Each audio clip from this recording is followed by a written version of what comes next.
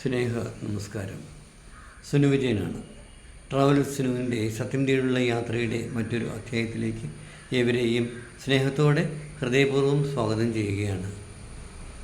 Travel സുനുവിൻ്റെ വീഡിയോകൾ നിങ്ങൾ ഇപ്പോൾ അത്ര സുലഭമായിട്ട് ഞാൻ വീഡിയോ ചെയ്യാറില്ല. കാരണം യാത്രകൾ ചെയ്യാനുള്ള പര്യാപ്തത, ചില സാങ്കേതിക പ്രശ്നങ്ങൾ, ആരോഗ്യപരമായ ചില പ്രശ്നങ്ങൾ, പിന്നെ ജോലിപരമായ സംബന്ധമായിട്ടുള്ള ചില കാര്യങ്ങൾ, അതുകൊണ്ട് ദീർഘയാത്രകളൊക്കെ ഇപ്പോൾ മാറ്റിവെച്ചിരിക്കുന്നതുകൊണ്ട് കഥയുടെ ആഴപ്പരപ്പിലേക്കൊന്നും ഇറങ്ങിപ്പോകാനായിട്ട് എനിക്ക് സാധിക്കാറില്ല. അതുകൊണ്ട് സ്വാഭാവികമായിട്ടും ചെയ്യുന്ന വീഡിയോകളുടെ എണ്ണവും വളരെ കുറവാണ്. വീഡിയോകളുടെ എണ്ണം കുറയുന്നതിനനുസരിച്ചിട്ട് സ്വാഭാവികമായിട്ടും നമ്മളുടെ കാഴ്ചക്കാരുടെ ആ ഒരു കാഴ്ച മങ്ങുകയും അല്ലെങ്കിൽ ആ കാഴ്ച കുറയുകയും നമ്മുടെ വീഡിയോകളെ അല്ലെങ്കിൽ നമ്മുടെ ചാനലിനെ അത് ബാധിക്കുകയും ചെയ്യുന്നുണ്ട് എന്നുള്ള ദുഃഖകരമായ വർത്തമാനം ഞാൻ നിങ്ങളെ അറിയിക്കുകയാണ്. അതുകൊണ്ട് ദയവായി നമ്മുടെ ചാനലൊന്ന് ലൈക്ക് ചെയ്യുകയും ഷെയർ ചെയ്യുകയും സബ്സ്ക്രൈബ് ചെയ്യുകയും മറക്കാതെ ഇരിക്കുക. ജീവിതത്തിൽ ഏറ്റവും കൂടുതൽ ഈ സങ്കടങ്ങൾ അനുഭവിക്കുന്ന ആരാണ് എന്ന് ചോദിച്ചു കഴിഞ്ഞാൽ നമുക്കൊക്കെ മുൻപൊക്കെ കണ്ണുമടച്ച് എനിക്ക് പറയാൻ സാധിക്കുമായിരുന്നു. അല്ലെങ്കിൽ സങ്കടങ്ങൾ എന്ന് പറഞ്ഞാൽ മാനസിക സംഘർഷത്തിൻ്റെ കാര്യം ഒരു പരിധി വരെ എടുത്തു നോക്കുകയാണെങ്കിൽ നമുക്ക് ഒറ്റ വാക്കിൽ പറഞ്ഞു കഴിഞ്ഞാൽ അത് സ്ത്രീകളാണ് കൂടുതലായിട്ട് അങ്ങനെ അനുഭവിക്കുന്നത് എന്നുള്ളതായിരുന്നു നമ്മൾ പൊതുവെയുള്ള ഒരു ധാരണ. പക്ഷേ ഹൃദയം തുറന്ന് പറയുകയാണ്, ഒരിക്കലും സ്ത്രീകളല്ല. മാനസിക സംഘർഷം അനുഭവിക്കുന്ന ആളുകൾ ഏറ്റവും കൂടുതൽ നമ്മുടെ ഭൂമിയിലുള്ളത് ആരാണ് എന്ന് ചോദിച്ചാൽ അത് സ്ത്രീകളേക്കാൾ കൂടുതൽ പുരുഷന്മാരാണ്. കാരണം ജനിച്ചു വീഴുന്ന സമയം മുതൽ അവൻ ഉത്തരവാദിത്തങ്ങളുടെ വലിയൊരു കെട്ടുപാടുകൾ തലയിലേറ്റ് വെച്ചുകൊണ്ടാണ് അവൻ ജനിച്ചു വീഴുന്നത്. മാതാപിതാക്കൾ അവനെ നോക്കിക്കാണുന്നത്, അല്ലെങ്കിൽ സമൂഹം അവനെ നോക്കിക്കാണുന്നത്, കുടുംബം അവനെ നോക്കിക്കാണുന്നത് തങ്ങളുടെ എല്ലാ പ്രശ്നങ്ങളും പരിഹരിച്ച് ജീവിതം സുതാര്യമാക്കുവാനായിട്ട് സന്തോഷകരമായി കൊണ്ടുപോകാനായിട്ട് അവതരിച്ച ഒരു ഭൂമിയിലേക്ക് വന്ന ഒരു വ്യക്തിത്വം എന്നുള്ള രീതിയിലേക്കാണ് എല്ലാവരും ഈ പുരുഷനെ കാണുന്നത്. അത് പണമുള്ളവനാകട്ടെ പണമില്ലാത്തവനായിക്കോട്ടെ, വിദ്യാഭ്യാസമുള്ളവനായിക്കോട്ടെ വിദ്യാഭ്യാസമില്ലാത്തവരായിക്കോട്ടെ, മതത്തിൻ്റെ ഉത്തുംഗ ശൃംഖലയിൽ ഇരിക്കുന്നവരായിക്കോട്ടെ അല്ലാത്തവരായിക്കോട്ടെ, ഏത് ആളുകളാണെങ്കിലും ഏറ്റവും കൂടുതൽ മാനസിക സംഘർഷം അനുഭവിക്കുന്ന ആളുകൾ ആരാണ് എന്ന് ചോദിച്ചാൽ അത് പുരുഷന്മാർ തന്നെയാണ്. ഇതിൻ്റെ മറ്റൊരു വസ്തുത, ഈ മാനസിക സംഘർഷം അനുഭവിക്കുന്ന പുരുഷന്മാർക്ക് ആരാണ് ഇത്രയും മാനസിക സംഘർഷങ്ങൾ വാരിക്കോരി നൽകുന്നതെന്ന് ചോദിച്ചു കഴിഞ്ഞാൽ ഒറ്റ വാക്കിൽ നമുക്ക് അതിനും ഉത്തരം പറയാൻ സാധിക്കും. ഈ പുരുഷന്മാർക്ക് ഇത്രമാത്രം മാനസിക സംഘർഷങ്ങൾ, മാനസിക പിരിമുറുക്കങ്ങൾ പ്രദാനം ചെയ്യുന്നത് ഒരു സ്ത്രീ തന്നെയാണ്. ആ സ്ത്രീകൾ ഏതൊക്കെ കാറ്റഗറിയിൽ വരുമെന്ന് ചോദിച്ചാൽ മിക്കവാറും അത് ഭാര്യയാകാം, അല്ലെങ്കിൽ അമ്മയാകാം, അല്ലെങ്കിൽ സഹോദരിയാകാം, അല്ലെങ്കിൽ കാമുകിയാകാം, ഇതൊന്നുമല്ലെങ്കിൽ അവൻ്റെ സുഹൃത്തായിട്ടുള്ള ഒരു സ്ത്രീയാകാം. അപ്പോൾ എന്തുകൊണ്ടാണ് ഞാൻ ഇങ്ങനെ സംസാരിക്കുന്നത്? ഇത് സ്ത്രീകളെ അടച്ചാക്ഷേപിച്ചിട്ട് എല്ലാ പുരുഷന്മാരുടെയും മാനസിക സംഘർഷത്തിന് കാരണക്കാരികളായിട്ടുള്ളത് സ്ത്രീകളാണല്ലോ, ഇയാൾ എന്ത് വേണ്ടാധീനമാണ് പറയുന്നത്, സ്ത്രീ സമൂഹത്തെ ആകെപ്പാടെ ഇങ്ങനെ അധിക്ഷേപിച്ച് പറയാമോ എന്നുള്ള ചിന്താഗതി, അല്ലെങ്കിൽ അങ്ങനെ ചിന്തിക്കുന്നവർക്ക് തീർച്ചയായിട്ടും ഒരു നിമിഷം ഒന്ന് ചിന്തിച്ചു കഴിഞ്ഞാൽ നമുക്ക് മനസ്സിലാക്കാൻ സാധിക്കുന്നത് ഒരു വസ്തുതയാണത്. നമ്മൾ എല്ലാവരും ഏറ്റവും കൂടുതൽ മനസ്സിലാക്കുകയും ഏറ്റവും കൂടുതൽ അറിയുകയും ഏറ്റവും കൂടുതൽ നമ്മൾ കേൾക്കുകയും ചെയ്യുന്ന സംഗതികളാണ് എപ്പോഴും ഈ പീഡനത്തിൻ്റെ കാര്യങ്ങൾ, അല്ലെന്നുണ്ടെങ്കിൽ അത്തരത്തിലുള്ള കാര്യങ്ങൾ. അപ്പോൾ ഒരു പീഡന കാര്യം വന്നു കഴിഞ്ഞാൽ, ഒരു സ്ത്രീയും പുരുഷനും തമ്മിൽ അത്തരത്തിലുള്ള ഒരു സംഗതി ഉണ്ടായിക്കഴിഞ്ഞാൽ എപ്പോഴും അവിടെ കുറ്റപ്പെടുത്തലും അല്ലെങ്കിൽ ശകാരവും അല്ലെങ്കിൽ പിഴ ഒടുക്കേണ്ടി വരുന്നതും ജയിലിൽ പോയി കിടക്കേണ്ടി വരുന്നതുമൊക്കെ ഈ പുരുഷനാണ്. ഞാൻ ബലാത്സംഗത്തിൻ്റെ കാര്യമല്ല പറഞ്ഞത്, ഒരു പീഡനത്തിൻ്റെ കാര്യം. ഒരു സ്ത്രീ ഉഭയസമ്മതപ്രകാരം അല്ലെങ്കിൽ എന്തെങ്കിലും കാര്യപ്രകാരം ഒരു പുരുഷനുമായിട്ട് ബന്ധം സ്ഥാപിക്കുകയും ശാരീരിക ബന്ധത്തിൽ ഏർപ്പെടുകയും അനുഭൂതിയുടെ തലങ്ങളിലേക്ക് ആഴത്തിൽ ഇറങ്ങിച്ചെല്ലുകയും അത് ആസ്വദിക്കുകയും ചെയ്തതിന് ശേഷം അവളുടെ തലങ്ങൾക്ക് അപ്പുറത്ത് അല്ലെങ്കിൽ അവൾ പറയുന്ന രീതിയിലേക്കൊന്നും കാര്യങ്ങൾ നടക്കുകയെന്നില്ല എങ്കിൽ ആ അനുഭൂതി പിറ്റേ ദിവസം ആകുമ്പോഴേക്കും പീഡനമായി മാറുകയും ഇത്ര നാൾ അറിവില്ലാതെ സമ്മതമില്ലാതെ അല്ലെങ്കിൽ ലഹരി മരുന്ന് കൊടുത്ത അത്തരത്തിൽ അല്ലെങ്കിൽ ഇത്തരത്തിൽ എങ്ങനെയൊക്കെ തന്നെ ഉപയോഗിച്ചു എന്നുള്ളൊരു വാക്ക് പറഞ്ഞു കഴിഞ്ഞാൽ പിന്നീട് അവിടെ വലിയ ചോദ്യോത്തരങ്ങളൊന്നുമില്ല. പിന്നീട് ആ പുരുഷൻ അവിടെ തെറ്റുകാരനാണ്, അവന് ജയിലായി, അവനെ സമൂഹം നോക്കിക്കാണുന്ന രീതികളൊക്കെ വേറെയാണ്. ഈ സ്ത്രീകളുടെ പ്രതികാര മനോഭാവം ഒരാൾക്ക് അവരിച്ഛിക്കുന്ന തരത്തിലുള്ള സ്നേഹമോ പ്രണയമോ പ്രേമമോ ഒന്നും കിട്ടിയില്ലെങ്കിൽ, ഇപ്പോൾ കഴിഞ്ഞ ദിവസം ഒരു 9ാം ക്ലാസ്സുകാരി കാണിച്ചത് കണ്ടില്ലേ? എത്ര പേരെയാണ് അവൾ ആ കുട്ടി കുടുക്കിലാക്കിയും എത്ര പേരുടെ ജീവിതമാണ് നശിപ്പിച്ച് കളഞ്ഞത്. ഒരു ദിവസമാണെങ്കിലും 2 ദിവസത്തേക്കാണെങ്കിലും ഒരാഴ്ചയിലേക്കാണെങ്കിലും ആ 9 പേര് അഭിനയിച്ച അല്ലെങ്കിൽ അനുഭവിച്ച ട്രോമ ഉണ്ടല്ലോ, അവരുടെ മാനസിക സംഘർഷം, അവരുടെ വീട്ടുകാരുടെ മാനസിക സംഘർഷം, അവരുടെ ഉള്ളിലേക്ക് ആ ആഴത്തിൽ പതിഞ്ഞു പോയ ആ ഒരു കളങ്കം, അതൊരിക്കലും പിന്നീട് മായ്ക്കാനായിട്ട് ഭയങ്കര ബുദ്ധിമുട്ടാണ്. ആ പെൺകുട്ടി എത്ര ഈസി ആയിട്ടാണ് പറഞ്ഞത്, അത് ഒന്നും ആരും എന്നെ ഒന്നും ചെയ്തിരുന്നില്ല എന്നുള്ള കാര്യം. ഇത് മുതലെടുത്തിട്ട് ഇത്തരത്തിൽ ചെയ്യുന്ന പല സ്ത്രീകളുമുണ്ട്. പിന്നെ മറ്റൊരു കാര്യം, നമുക്ക് ഈ പുരുഷന്മാർക്ക് ഇങ്ങനെ പറയുമ്പോൾ സ്ത്രീകളെ കൊണ്ട് മാത്രമല്ല കേട്ടോ ഇത്തരത്തിലുള്ള മാനസിക സമ്മർദ്ദവും മറ്റുള്ള കാര്യങ്ങളും വരുന്നത്. അവരുടെ മക്കളെ കൊണ്ടും അവരിങ്ങനെ ഇത്തരത്തിലുള്ള ബുദ്ധിമുട്ടുകൾ അനുഭവിക്കാറുണ്ട്. അപ്പോൾ ഒരച്ഛനെ സംബന്ധിച്ചിടത്തോളം അവരെ എല്ലാം സ്വരുക്കൂട്ടി വെക്കുന്നത്, അവനെല്ലാം കാത്തു സൂക്ഷിക്കുന്നത്, എല്ലാ പ്രതീക്ഷകളും അവനെ അർപ്പിക്കുന്നത്, എന്തു തന്നെയാണെങ്കിലും അവനെ ചുറ്റിപ്പറ്റിയുള്ള സംഗതികൾ എന്തൊക്കെയാണെന്നില്ലെങ്കിലും അവൻ്റെ കുഞ്ഞുങ്ങൾക്ക് വേണ്ടിയിട്ടാണ് അവൻ മിക്കവാറും എല്ലാ കാര്യങ്ങളും ചെയ്യുന്നത്.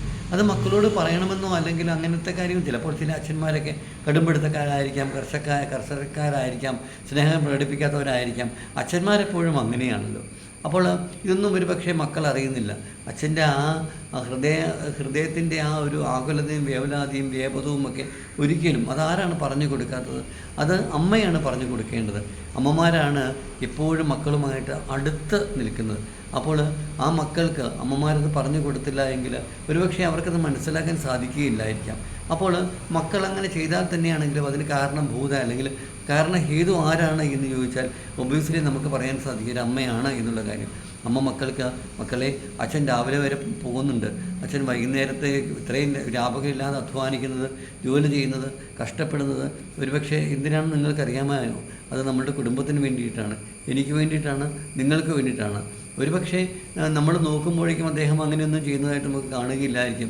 മിക്കവാറും അച്ഛന്മാർ ഈ ജോലി ചെയ്യുമ്പോഴൊക്കെ ഒരു നാരങ്ങാ വെള്ളം പോലും കുടിക്കാതെ വിശക്കുമ്പോഴേക്കും എന്തെങ്കിലുമൊക്കെ പേരിന് കഴിച്ചു ഒരു പൊറോട്ടയോ അല്ലെങ്കിൽ ചാറൊക്കെ ഒഴിച്ച് കൊടുത്തിട്ട് മക്കളുമായിട്ട് കടയിൽ പോകുമ്പോൾ മക്കൾക്ക് പൊറോട്ടയും മുട്ടക്കറിയും പൊറോട്ടയും ബീഫും ഒക്കെ വാങ്ങിച്ചു കൊടുക്കും. അവർ കഴിക്കുന്നത് ആഹ്ലാദത്തോടുകൂടി നിറഞ്ഞ മനസ്സോടുകൂടി നോക്കിയിരിക്കാനാണ് ഏതൊരച്ഛനും ആഗ്രഹിക്കുന്നത്.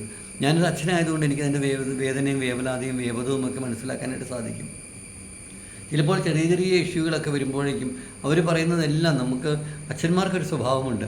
മക്കൾ പറയുന്നതൊക്കെ മിക്കവാറും എല്ലാം തന്നെ നമ്മളങ്ങ് നടത്തി കൊടുക്കും. പക്ഷേ ചിലപ്പോൾ അവർ പറയുന്ന ചെറിയ കാര്യങ്ങൾ നമുക്ക് അക്സെപ്റ്റ് ചെയ്യാൻ പറ്റാതെ ആയിക്കഴിഞ്ഞാൽ പിന്നീട് മക്കൾക്ക് അച്ഛനോടും അല്ലെങ്കിൽ ചില സമയത്ത് അവരോട് എന്താണ് തോന്നുക എന്ന് ചോദിച്ചാൽ അവർക്കൊരു ദേഷ്യമാണ്, വിദ്വേഷമാണ്. പിന്നീട് അവർ സംസാരിക്കാൻ പോലും പറ്റാത്ത ഒരു രീതിയിലേക്ക് അത്രമാത്രം അവർ അകന്നു പോകുന്ന ഒരു മാനസികാവസ്ഥ അതിലേക്ക് എത്തിച്ചേരുകയാണ് ചെയ്യുന്നത്.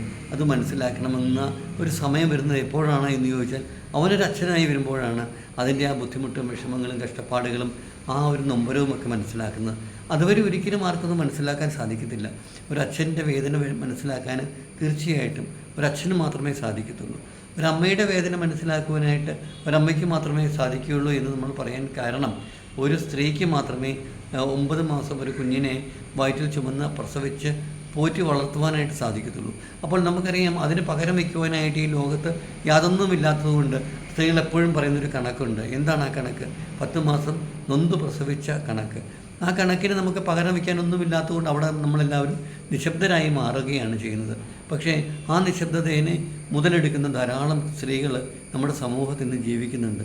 അതുകൊണ്ട് ഞാൻ പറഞ്ഞു വരുന്നത്, എൻ്റെ കാഴ്ചപ്പാടിൽ എനിക്ക് മനസ്സിലാക്കാൻ സാധിച്ചത് ഏതൊരു മനുഷ്യൻ്റെയും മാനസിക വ്യഥയുടെയും മാനസിക സംഘർഷത്തിൻ്റെയും അവരനുഭവിക്കുന്ന സ്ട്രെസ്സിൻ്റെയും ഒക്കെ ആകെത്തുക എന്താണ് എന്ന് ചോദിച്ചാൽ അതിന് പിന്നിലൊരു സ്ത്രീയാണ്.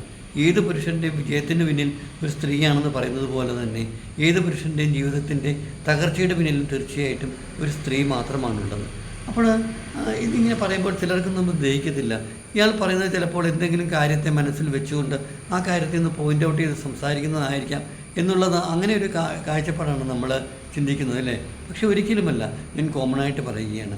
ഉദാഹരണത്തിന് നമ്മൾ വിവാഹ മാർക്കറ്റിലേക്ക് വിവാഹം കഴിക്കാനായിട്ട് നമ്മൾ ചെല്ലുമ്പോഴേക്കും ആദ്യം എത്ര ഉള്ള ആൾക്കാരാണെങ്കിലും എത്ര ഇല്ലാത്ത ആൾക്കാരാണെങ്കിലും ആ പുരുഷൻ എന്താണ്, അവൻ എന്ത് ജോലിയാണുള്ളത്, എന്ത് വിദ്യാഭ്യാസമാണുള്ളത്, അവൻ എത്രമാത്രം സമ്പാദിക്കുന്നുണ്ട്, അവൻ എത്ര ഡിപ്പെൻഡൻസ് ഉണ്ട്, അവന് വീടുണ്ടോ, അവന് സ്ഥലമുണ്ടോ എന്ന് കരുതി ആ പെൺകുട്ടിയുടെ ജീവിതം സുരക്ഷിതമാക്കാനുള്ള എല്ലാ കാര്യങ്ങളും അന്വേഷിക്കുകയും അറിയുകയും അതെല്ലാം ഒത്തുവന്നാൽ മാത്രമാണ് ഒരു പുരുഷനെ ഒരു കുടുംബത്തിലേക്ക് അത് അവരുടെ മകൾക്ക് അനുയോജ്യനായ വരനായിട്ട് തിരഞ്ഞെടുക്കുകയുള്ളൂ. പക്ഷേ നമ്മൾ പുരുഷന്മാരുടെ ആവശ്യം എന്താണെന്ന് ചോദിച്ചാൽ അവരൊരു സ്ത്രീയെ വിവാഹം കഴിക്കുവാനായിട്ട് ചെല്ലുമ്പോഴേക്കും ഈ പറഞ്ഞ നിലപാടുകൾ അവനൊരിക്കലും അവൾക്ക് എന്തുണ്ട്, അവൾക്ക് എത്ര സ്വർണ്ണമുണ്ട്, അവൾക്ക് എത്ര വീതം കിട്ടും, അല്ലെങ്കിൽ അവളുടെ ബാധ്യതകൾ എന്തൊക്കെയാണ്, അല്ലെങ്കിൽ ആ രീതിയിലേക്കുള്ളതല്ല.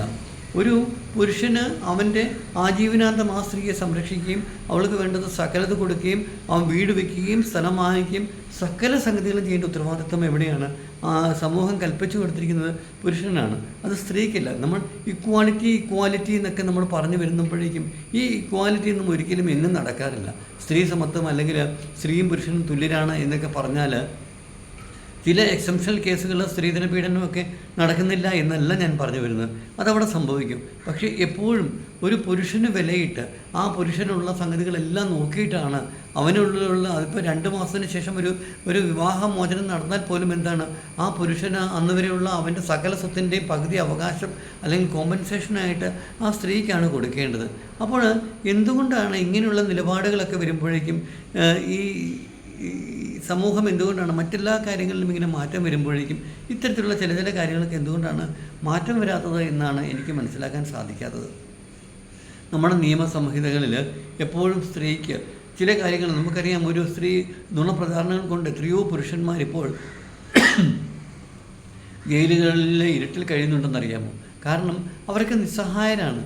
ചില സംഗതികൾ ഇപ്പോൾ കൊച്ചുകുട്ടികൾ പോലും നമ്മൾ ഒരാളെ ചതിക്കാനാണെങ്കിൽ, ഒരു പുരുഷൻ്റെ ജീവിതം ഇല്ലാതാക്കാനാണെങ്കിൽ എന്തെങ്കിലും കള്ളക്കഥകൾ കെട്ടിച്ചമച്ചിട്ട് ആ കഥകളിൽ സത്യമാണ് എന്ന് വരുത്തി തീർത്തതിന് ശേഷം അവൻ്റെ ജീവിതം ഇല്ലാതെയാക്കാനായിട്ടാണ് മിക്കവാറും ആളുകളൊക്കെ ശ്രമിക്കുന്നത്.